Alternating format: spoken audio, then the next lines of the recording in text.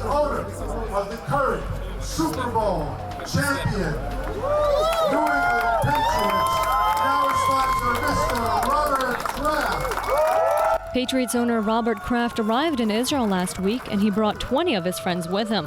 Kraft is a known supporter of Israel and the sponsor of the Israeli Football League for nearly a decade. I think back how it's evolved over the last couple of decades. It's really nice to see them competing globally.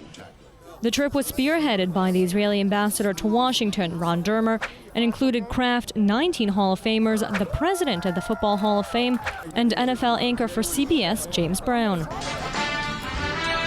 On Sunday, they held an event for players of all ages, including a meet and greet. Last Thursday, the IFL champion team played an exhibition game versus the national team, and the Hall of Famers were impressed with what they saw. It was great. It was really entertaining the other night. You know, it looks like the kids, they know the fundamentals of the game, and that's what it's all about. I was impressed. They had some technique, didn't have a lot of speed. For the most part, I really enjoyed watching these guys get after it. And they were sincere, and they were very competitive. They even impressed the guy who watches and analyzes football for a living. First of all, I love the passion, I love the tenacity, and their hunger to learn. Boy, they literally and figuratively ate up the Hall of Famers who came there, and they were picking their brains for the smallest bit of information that would help make them a lot better.